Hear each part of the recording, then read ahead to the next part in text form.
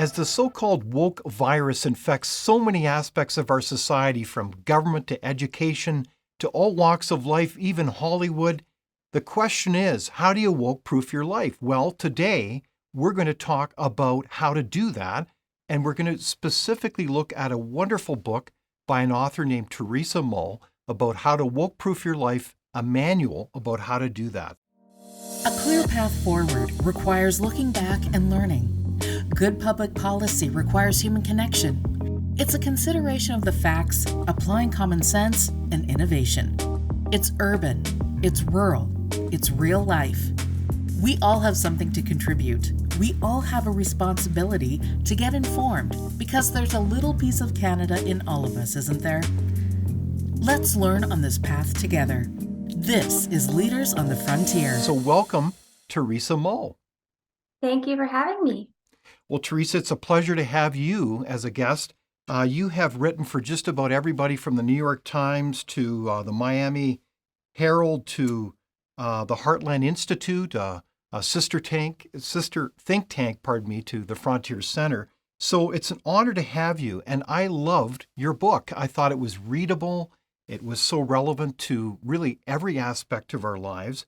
And one of the things I really appreciate about it is it had this, I thought, a very insightful, dare I say, quality of wisdom all through the book. So I think, you reflect a lot about how precious time is in our life. So I really appreciated the book and I recommend it to everybody.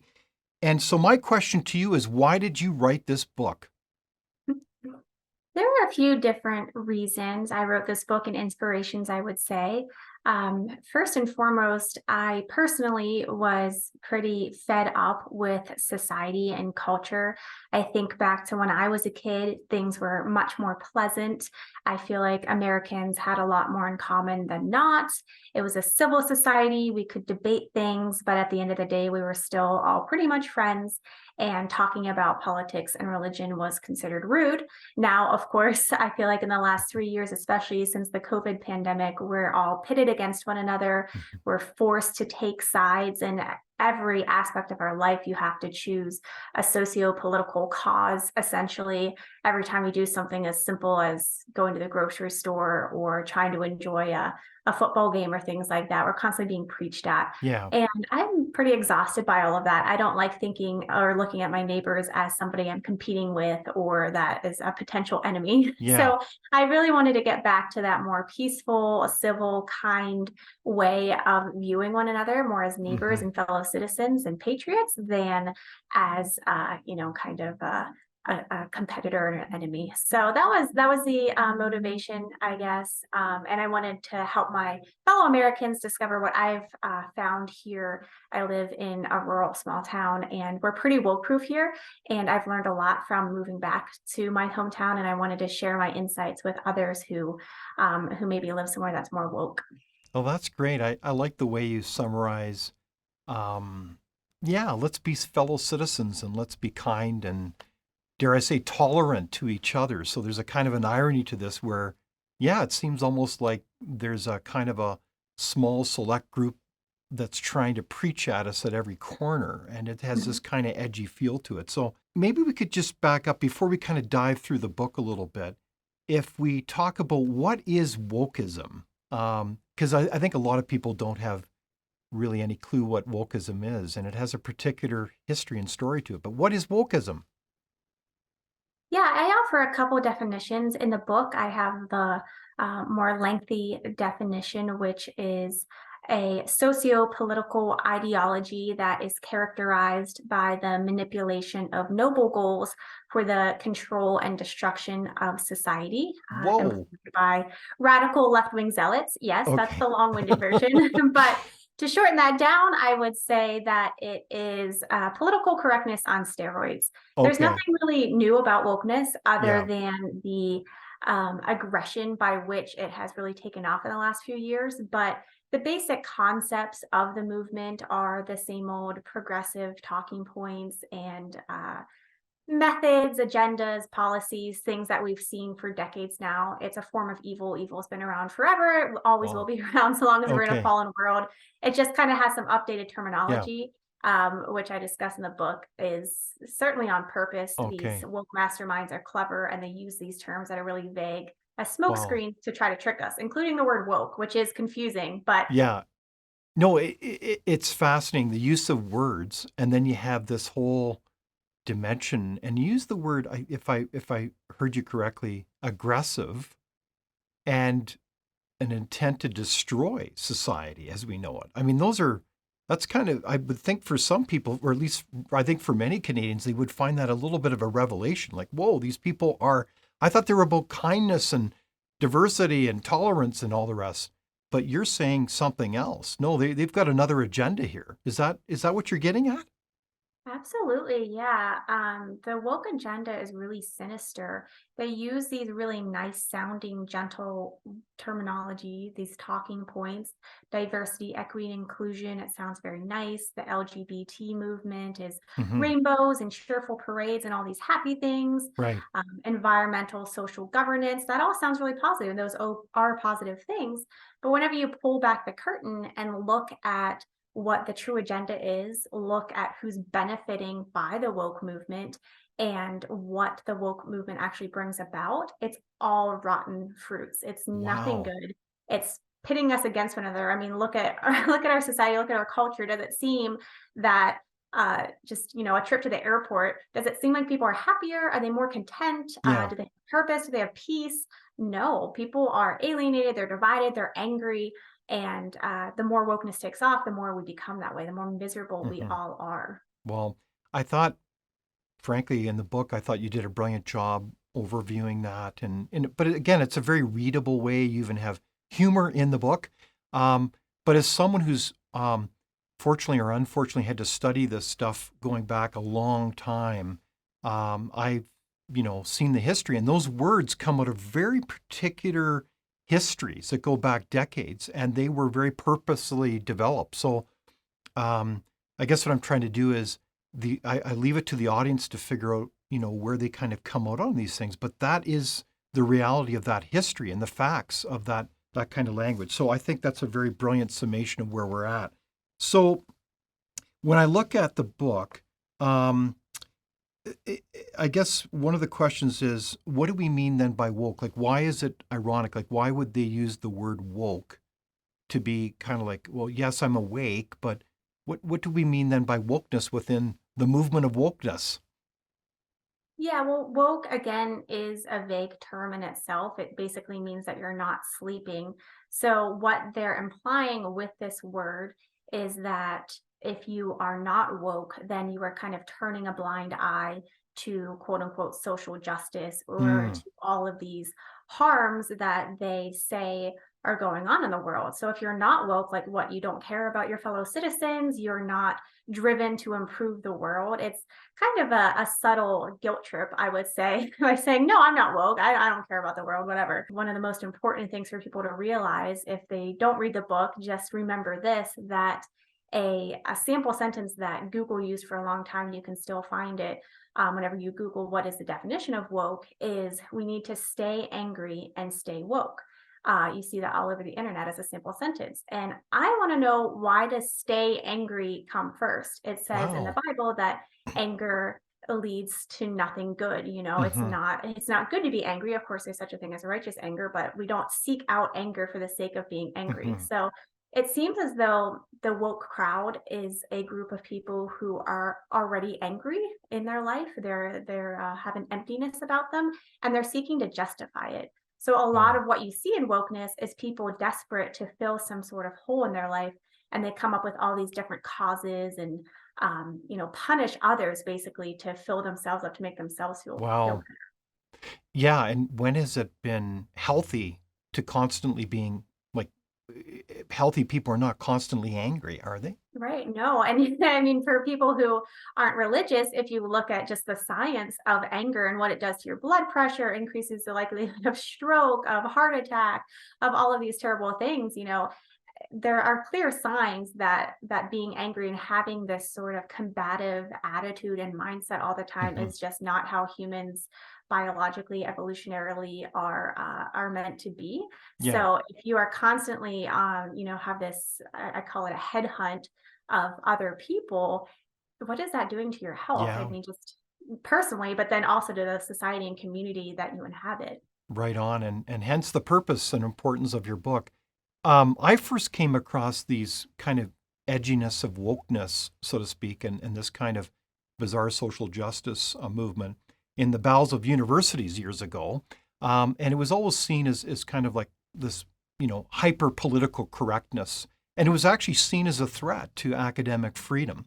But it kind of morphed from a number of years ago into something that's very extreme today. It has a lot of hate attached to it. And what I find interesting then is the question, how did it become that extreme from your point of view? Do you have a theory on why it's gone to a whole nother hyper level? And it's very, I would say, intolerant. Like it's totalitarian in nature. It's very, many aspects of it are very anti-democratic. Like it's almost bizarre as you dive into it and peel the onion to this. So what's your theory and why it became so extreme, Teresa? Yeah, I have a couple of theories. I kind of pin the modern version of wokeness or political correctness, this modern progressivism, back to the sexual revolution whenever we started to get away from God and our Christian values and just to normalize, sex outside of marriage and gay marriage and kind of mixed families and all these sorts of things. Um, and I think that's when we really started to normalize the objectification of other people, which, if you look at the way wokeness manifests itself, it's all about objectifying people. What color is your skin? What sex are you? Or what do you identify as? Like, it's kind of the more, I guess, unique that you are, the more woke points you score. But it's all about pretty much things on the exterior that most people can't really help. Um, so you go back to the objectification of people, and as that's grown, and then more recently, as we get away from those Christian values, again, I cite in the book a poll from Gallup that shows our belief in God as a country keeps going down Mm. and down and down, Hmm. and wokeness keeps going up and up and up. It's kind of, again, going back to that emptiness that people feel inside themselves, their purpose. If they don't have one, if they don't have these values, they're searching to fill it up with something.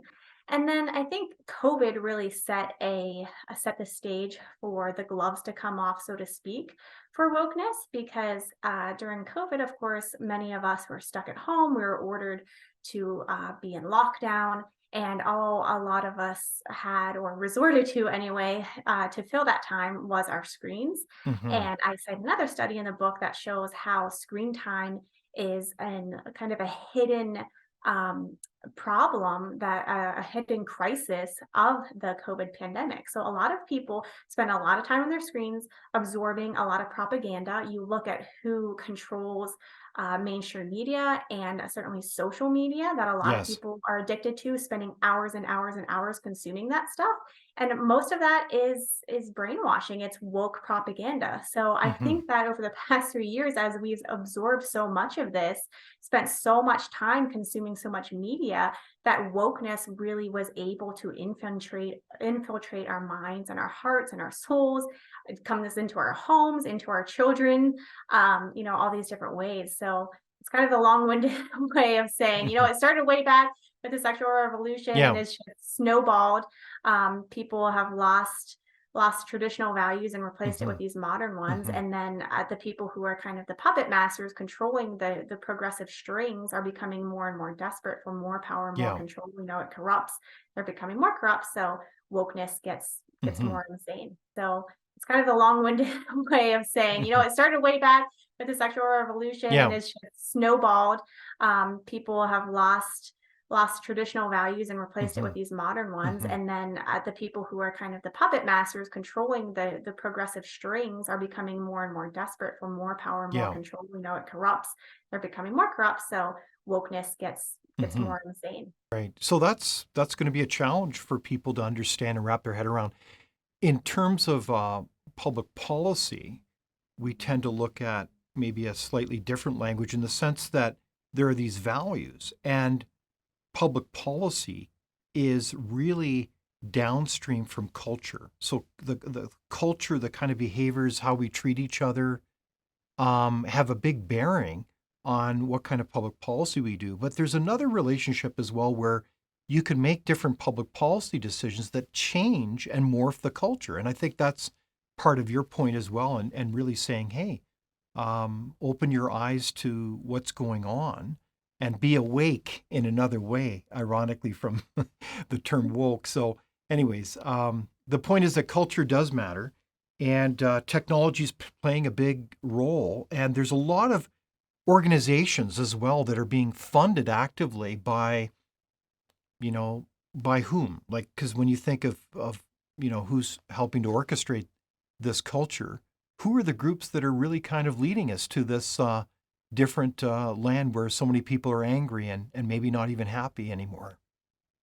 Yeah, at the top, I mean, we have so many woke corporations, the Jeff Bezoses of the world, the Hmm. Bill Gateses, the Mark Zuckerbergs. These people who are extremely rich and powerful want to be even more rich and powerful. And once you get to that point, you're used to getting your way and you want to control the world. It's very tempting when so Hmm. many people use your products and services and rely on you, and you have so much ego and you're corrupted to that point that you Hmm. want to start dictating what the world looks like. And that's exactly what we see. Um, and yeah, so I have a big list in the book of the worst woke corporations. And it's really daunting. And there's a big umbrella. A lot of these Hmm. are big umbrella companies that Hmm. own so many products and provide so many services that we rely on every day and that have become staples in our culture. So I encourage people that whenever they look to boycott these places to try to keep their spirits up, don't throw Yeah. up your hands and say, oh, well, there's no use in boycotting any of these because I'm never going to make a dent. We saw what happened here in America with Bud Light.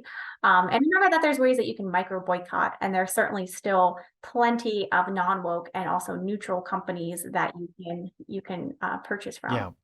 I think your book kind of in a really healthy way invites us not to be naive about kind of what's going on. And you have to make up that decision. But, in light of the Twitter files, the revelation that there's all these 18 agencies systematically censoring so many things on every topic imaginable, that's a very important revelation. But also, I think the world of TikTok is another one where we've got the Chinese version in China that talks about the glorious heroes of the Communist Party of China and its history and patriotism.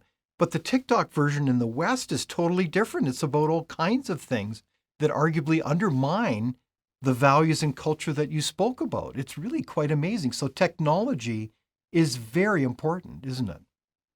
Yeah, and it's funny that not funny, haha, funny, but interesting that we know all these things. We know that about the Twitter files and what happened in that case. We know that the Chinese allow our teenagers and our young people to watch all of these videos that are just, making us so unhealthy. But yet we're still addicted. We're still eating the junk food, the Yeah, garbage that comes in through our screens. And this happens to adults as well, the way that technology is impacting us physically, not to mention spiritually, mentally, emotionally. right on. Yeah, I like the point that you make. Why would you consume so much junk food in your mouth when you'd also take the same care about what kind of junk goes into your mind? I mean, it's so powerful. Yeah. So, one of the things I really liked about your book is you talk eloquently about the importance of words and understanding words. Can you tell us more about that? Yeah, so going back again to like the diversity, equity, inclusion, those are all positive things, right? It's good to have a different perspective in the form of people who come from different backgrounds to contribute to the workplace, things like that. But what the woke does is take these positives, these noble goals, as I put it, and they manipulate them. So And then they use them as kind of bully clubs. So again, if you're not woke, then you don't care about society. And then they use this language to really beat us up and to bully us with it. So what we need to remember is that, of course, diversity, equity, and inclusion are good things in their true sense. But the woke don't care about truth. They care about getting ahead. They care about having more stuff, more power, more money than you do. So that's where we pull back the curtain and we look at these terms as mere smokescreens, and we see, okay, yes, diversity is good, but how do you go about achieving diversity? Oh, you teach kids in first grade that white people are evil and that the Black kids in the class deserve cupcakes, but they don't. Like, that's where the rotten fruit comes about. And who's going to gain from this? Who's going to gain from the diversity? Some white professor at Harvard who is coming up with this critical race theory curricula. So you really have to peel back the layers of the onion and see how wokeness is brought about and what it achieves. And realize that the language they use is just to distract you. And again, to bully you if you don't go along with the program. So it's a revelation in your book that essentially you were saying how they are manipulating our sense of compassion and fair play. Like any Canadian, I mean, we pride ourselves almost to a fault of being nice people. Like we'll go into an elevator and apologize if someone steps on our own foot. I mean, it's absurd. So they're manipulating our compassion, aren't they, Teresa, in a way? They really are. It's like an emotional assault. It's really, they kind of remind me of like a really bad boyfriend or a really bad girlfriend, like a narcissist, manipulator, like textbook. And you can never do anything right. You know, if you go along with the DEI program, you don't go along with it enough. It's not enough just to be a lesbian. You have to be fluid. We actually have seen some more, I don't know if this is even a term, but like traditional lesbians getting upset at the LGBT movement or the transgender movement because they feel like their toes are being stepped. It's like this whole absurd thing, and you can never be woke enough. You can never grovel enough. You can never have too many identities or whatever it is. It's just getting out of hand. And I think they're really going to undo themselves because the absurdity just reaches a certain point where it's unsustainable. Exactly. Well, what I find is the irony is that you're using terms like diversity, equity, and inclusion under the guise of somehow being anti-racist.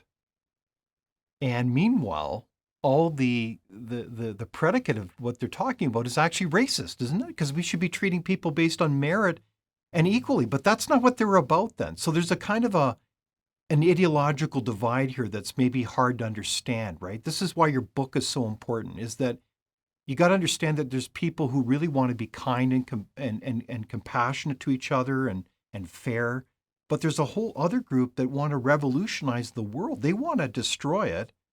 And so they want to get into conflict because that's how they're going to drive change. They want to create that friction. Is that right, Teresa? Yeah, absolutely. Yeah, going back to the DEI initiatives, you look at how those are brought about, and it's all about paying attention to your skin color. It's all about pitting people against one another. It's about segregation, really, is what they're bringing back. Horrible. And it causes such discord in the workplace and in academia. There's a study about how it actually kind of forces people to ascribe to certain racial norms, quote unquote, because they feel pressure to do so, because they're like, oh, you're part of the African American section of this school, so you have to go sit with the African Americans and act as an African American does, whatever that means, which of course isn't a thing. It's just that's what this whole movement is bringing about, focusing on our differences. And I love to go back to Martin Luther King Jr., who of course famously said that we should be judged by our character, the content of our characters, and not the color of our skin. And here we are, how many years after he was assassinated, for all this civil rights, amazing civil rights movement that he brought about, and they are focusing on skin color, on sexual identity, quote unquote, on all of these things. So it boggles the mind. It is incredible. So that's maybe, frankly, another thing that would be confusing to people. They're really not about the vision of civil rights or equity. by Martin Luther King Jr. This is something different. This is about really destroying society, and it's really frankly, another form of racism. It's kind of bizarre. So Mhm. why are so many kind, dare I say, Canadians, and I'll even throw in Americans, falling for this stuff? Like, why are we being sucked into this tide of wokeism? How can we be so asleep? I think there's a couple things that are going on here. I think for one is that most of us are polite. We are kind. We want to Yeah, go along to get along. We don't like controversy. yeah, I think I might be part Canadian because I would be one of the people who apologizes for someone else stepping on my foot. Like I hate controversy more than anything. right, yeah. I just don't want to. I don't want to have to fight people. So I think a lot of us are just like, oh, we'll just grin and bear it. I'll just go to the stupid diversity training. I don't want to make a scene. I don't want to upset anyone. I don't want to hurt anyone's feelings. Hmm. But meanwhile, the power hungry, angry people are the ones who are beating us down, and we're like, Right. okay, like you can have your way, whatever, we'll give in because we don't want to have to fight. We just want to live our lives, love our family, have a Hmm. fulfilling career, do all those things that we've been doing until wokeness forced us to fight. And it used to be, and there's still plenty of people out there who have a more libertarian attitude, who are kind of like, I don't care what you do. If you do it in the privacy of your own home, just don't bother me about it. But now they are bothering us about it. Now they are forcing it into our public schools, making our children woke. So I think people are waking up in a good way and pushing back finally, because it's gotten to the point that we can't just sit back and be polite about it anymore. I think also the other reason that wokeness has taken hold is because people are busy living their lives, trying to pay their Yeah. bills, do all these things, and they just see ESG or critical race theory, and they have again these such vague terms that they're like, oh, that doesn't sound like a bad thing. They shrug their shoulders, go about their day, Yeah. like, oh yeah, of course love is love. Why not just let that person be whatever he wants? That it doesn't bother me, and they don't realize Hmm. what is really going on, because again, it's been sold so well and packaged up so nicely, that people fall for it. No, I think you're absolutely right. And people are trying to make a living, as you say, so they're busy. I get it. And the other thing that, Just one more oh, thing I would also yeah, add is that people are also afraid because they don't want to be canceled. They don't want to be yes, called a xenophobe or right. homophobe or racist or sexist or any of these things. And again, that just shows how weak the woke argument is. Is you disagree with them or you try to push back, you're canceled. You get your Facebook account disabled for hate speech or whatever it is. You get censored. So that's another reason people don't want to be labeled any of those things, and they're true, but it's a very powerful Right. tactic. But the woke are pretty pathetic because intellectually they don't have a debate. They don't want a debate. They'll just call you a name and Right. basically try to act as a bully Hmm. to move you into submission. I mean, it's really absurd. I mean, I think the other side to it though, Teresa, is that they've played a long game. You and I have both studied this for years. But the game was to go through the institutions and start teaching those kids, and the universities are chock full, especially in the humanities, with these people. I mean, that is the sad reality. So that begs other serious questions about what is the purpose of universities. Hmm. So in this case, though, one of the things I really like is that you cite this ideological divide in the book, and you've got some very um, practical suggestions on how we can de-woke our lives. So, what would be the top list out of your book? Because I tell you, you've got a long list of them, and I really like them. Thank you. Yeah. So, um, as a religious person, I see a lot of, as I mentioned before, wokeness coming into our lives as people lose faith, as they get away from those traditional values and they feel lost and purposeless and lonely and just kind of adrift in the world. So I encourage people to seek God, and to seek maybe a church community, to get involved in a community and have a life that prioritizes something outside of yourself. Wokeness is so reliant on people being self-centered, caring about me. What do I deserve? How did you insult me? It's Hmm. all about the Right. self. So even if you don't believe in God, just and again, I have plenty of studies in there scientifically that shows how getting out in your community, being civically involved improves society and improves you personally in every single way. People who do this are happier, healthier, Mhm. and more optimistic, and we certainly need more of that. So So, regardless of your background, whether you're a Christian, a Muslim, a Hindu, or not a faith of all, you're saying look at your higher purpose, look at the divine, look at the higher purpose of your life. And I think that's foundational, isn't it?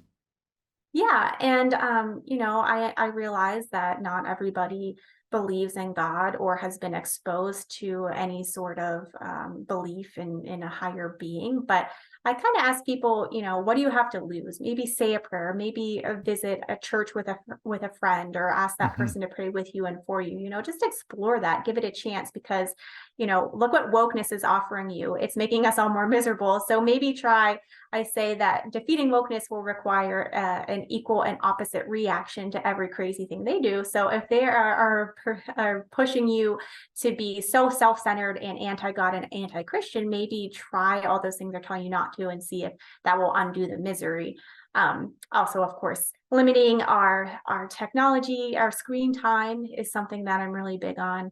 Getting away from those woke forces that are so prominent on social media and in the mainstream media. We know that social media and spending time on screens in general leads to higher rates of anxiety, stress, and Hmm. depression. So getting out in nature, really these simple things that we have been doing since humans came into being, but in Yeah. the last several years, as our technology really advances, we become more sedentary, more indoors, and despite social media staying less social as we spend less time with one another in person, and that's lead to increased You bet. alienation, isolation, and wokeness.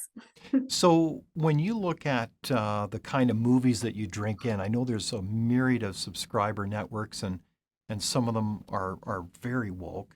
But I know there's some really good choices of subscriber networks. One of them, what we're affiliated with, is called the Corco Network, which, I mean, there's some really good networks out there, but you have to look for them. Is that right, Teresa? Yes, yeah. I also encourage people to make their home a refuge for the world weary. That's a mouthful, but make it a place that whenever you come into your home, there's no wokeness going on, to refresh yourself, to refresh your soul, to have all of these influences to remind you that as few as 3 years ago, life was normal, life was healthier. I mean, of course, there's always, as we said, been evils around, but we weren't arguing about what is a woman, or should Hmm. a biological male be swimming on the women's team, or Hmm. chest feeding, quote unquote, all of these crazy things that just seem Yeah, to it's spring up bizarre. in the last few years. Make your home a place where those don't exist. Kind of shut it out. Of course, they're going to be out there when you Hmm. step outside the door, but at least for those few hours at your home, you can relax Yeah, and be sane, and surround yourself with books that have not been through sensitivity right. screeners, and watch old movies that had, traditional marriage and family Yeah, values and all those beautiful things, artwork, things like that. And right. invite your friends over and your family, and make a community where you can all enjoy each other as we were meant to do before wokeness infiltrated and tried to ruin our lives. So I like that in the book you emphasize about simplifying your life, celebrating those traditional values that are so important. And I think it was also interesting that you dared to talk about locating strategically in the country where you think you can find that kind of solid community. So you're maybe not as big a fan about big cities. Is that, I don't want to put words in your mouth, but would that be fair? That is certainly fair. I am notoriously a small town rural girl. I understand and appreciate that not everybody is that way. And of course, you can have a woke proof life, even if you're living in the big city. Sure. Again, I have plenty of studies in there about how living out in the country, or at least somewhere that there are fewer people, how you're more likely to call your neighbor your friend if you live out in the country than if you live in the city. I don't think that humans really thrive as they should in a big city, Hmm. but again, of course, you can make anything work if you really strive to do it. But yeah, I encourage people wherever they live to find a community of like-minded individuals, and to really cultivate a community that makes you better, makes you more woke proof and resilient. And it's much easier to do that when you have friends and family supporting you, and you can help your fellow woke proofers do that as well. And it can be a lot of fun. Exactly. I also like the way you shop. Can you tell us more about how you recommend that in the book? We think about how much we have in this day and age and how much we have access to. And you look at that relatively small list, I mean, comparatively to the big woke list and the list of alternatives.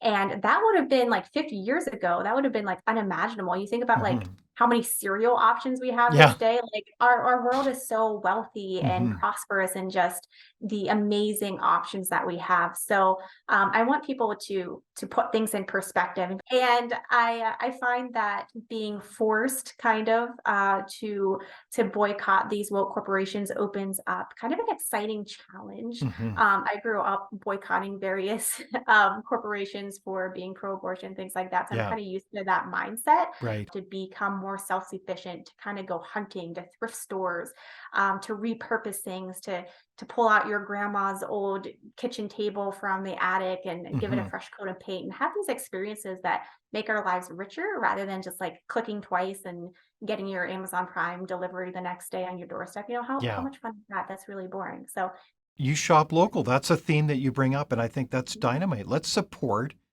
our fellow neighbors and citizens as they strive to operate successful small businesses. And if they're great, why wouldn't we support them? yeah, it's some people will complain like, oh, but then I have to make 3 trips instead of just going to Walmart and getting everything. It'll be cheaper if I go to Walmart. I find Hmm. that yes, that might be true, but is it really worth it to if you're funding something that is destroying your society? And Hmm. maybe you'll have to cut back on a few things. Maybe you'll have to do without here and Yeah. there. But if you're doing all these other things, you're putting down your phone, you're developing hobbies, you're getting out and about, you're volunteering, you're spending time at church or whatever it is in your different clubs and groups. Hmm. You're not going to need as much stuff. And I talked to a guy in there who has been woke proof since before woke was even a concept. And he's been living that way for forever. And he's like, your life can be really simple and happy and satisfying if you just live in this kind of throwback uh, style that prioritizes people and being outside and doing things rather than just Exactly. doom scrolling and buying stuff. Right on. One of the parts I like about your book as well is that you really put into perspective the importance of social connection, strong families, strong communities, volunteering. And in that way, like the whole absurd situation of lockdowns over COVID-19 was really, really hard on people. It did a lot of damage to people, especially on children and mental health and all the rest. So how do you advise that we really build better social connections with who is it again? Oh yeah, fellow human beings. How do we do that? Yeah, well, to your point, you look at how COVID pitted us against one another. It really set people against each other and had a really devastating impact on our psyche that I don't think we've recovered from. So, yes, I advise people again, church is a great place to start. But beyond that, I think that you can form a community even if you're not ideologically identical with other people, but go to the local coffee shop and get to know the people who work there and chat with them, and you'll get to know the regulars who go there every morning and you can form a bond with them. And then I joined a local sportsman's club here a few years ago when I moved back home, and I'm friends with all those guys there. We don't talk about politics. We talk about, oh, my gun isn't working properly today, or oh, I'm tired, or oh, what do you think about this weather, what are you doing this weekend? And like, Hmm. it takes you out of having to talk about wokeness at Hmm. all. So you can be civil, you can be friends with diversity with a diverse set of people, but you don't have to talk about it all the time. And that's really what we need to get back to, is respecting one another and caring about one another rather than just having that kind of COVID mentality of, oh, I don't trust this person because he's vaccinated, or vice versa. It can be simple, Yeah, but you got to start somewhere. but get involved and be a leader in your context, and that's a really good part of the book. And I think also what I like is that in many respects, your book, Teresa, has a very timeless, wise insight in the sense that you're really putting everything on the table. You're not only looking at the material, how you shop, and even where you live. But it's really in your heart and your soul in a way that is looking at the whole person here. Because a lot of wokeism, as we've talked about earlier, is really about hatred. It's about thinking the worst of each other in the most cynical way rather than thinking of the best of each other and looking with hope. That's a key principle of your book, is it not? It really is. Yeah, I like to simplify things. I like to make things make sense in my own brain and be logical. And I'm constantly kind of diluting things down to the simplest point so I can make sense of this world in my own small mind.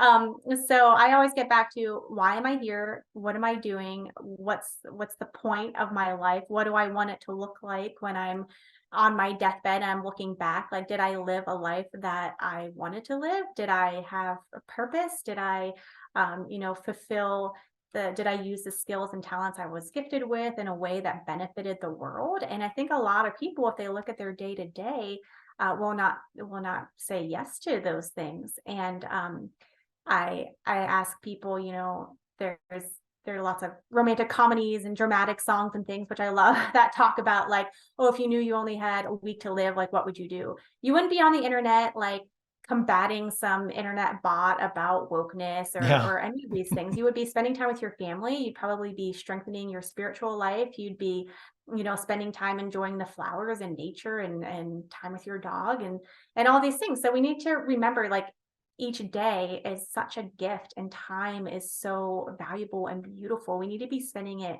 in a way that we're satisfied with when we get to the end of our lives, because that's really what it's all about. It's all about what's the ending, what's going to happen to us, and why are we here? So keep that in mind. Well, right on and well said, Teresa. So, what are the signs of hope that you see? I know that you write for other publications. You're the editor of the World Spectator. You write with Crisis Communications here, this wonderful book. But what are the signs of hope that you see? There have been a few polls, and they've been put out by left leaning, and that's generous. I think it was CNN, one of them Right. that I saw, Yeah. that only like a third of Americans identify as woke, and that's CNN. So it's probably more like 1/8. I don't know. They probably exaggerated or polled their own readers. So that's saying something.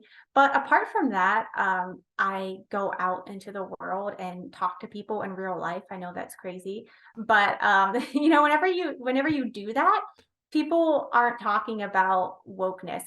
They don't want to be identified by their skin color or their hair color or their sex, for the most part. I mean, of course there are people who are, again, taken in by wokeness, but the vast majority of people, again, they're fed up with this. They just want to live their life in peace and happiness. We all pretty much want the same thing, except for that handful of power hungry, corrupt people at the top. But again, they're the ones who are controlling the narrative. They're the ones who own so much of the media that we're consuming. So whenever you realize that, and so much of the supposed woke movement that's supposedly so powerful, yes, it's well funded. Yes, they're loud, but I don't think that. I think that's pretty much it. I think they're pretty hollow as far as their support goes. And then on a kind of a more practical level, we saw what happened with, and what continues to happen with, Bud Light, whenever they had their transgender Dylan Mulvaney spokesperson, and just the continued backlash and rejection of that. We see the school choice movement here in America just skyrocketing. I saw a headline that this is the best year for school choice ever, as more and more parents get fed up with wokeness that is taking over our public schools. So yeah, just a lot of hope. And then just in writing this book, it was so easy to find people who are not woke, who are living examples of every single aspect and point that I wanted to make in this book, on education, on gardening, on how to shop, all these things. I was like, well, I need people to talk to who can say I've been there, done that, and provide guidance for people who also want to Hmm. live that way. It was so easy to find them. You talk to one person, they have 5 friends. Those 5 people have 5 more friends. And it was just really easy to find people who are like-minded. So, so much of wokeness is attempting to make you feel that you're the only one, that you're Right. crazy if you are and you're alone, but that's far from the truth. And I can certainly attest that from writing this book, I've met so many wonderful people, and people have reached out to me and said, me too, me too, me too. So we just need to unite and all woke proof together and push back, and wokeness will go poof and we'll forget it ever existed. Right on, Teresa Mull. So how do we find your book? You can find it at sophiainstitutepress.com. It is, again, as you said, the crisis publication imprint, but it's Sophia Institute is the publisher. It's also sold at Amazon and Barnes and Noble, and pretty much anywhere that you can get books. Well, it's a darn good book, Teresa Mull, and I want to thank you as author and a commentator. It's been a delight to chat with you about a manual to woke-proof your life. So thank you for joining us today. Thanks for having me. It was a pleasure. Thank you for watching Leaders on the Frontier. We're a nonpartisan think tank. We explore ideas, policy, and practical solutions that can make a difference in the lives of Canadians. We do not accept any government funding. We work for you. Thank you for supporting Frontier. Visit fcpp.org to give. While you're there, be sure to check out our latest articles and research. Without open discussion and debate, you're not thinking, nor are you free. Comment below. We'd love for you to join the conversation.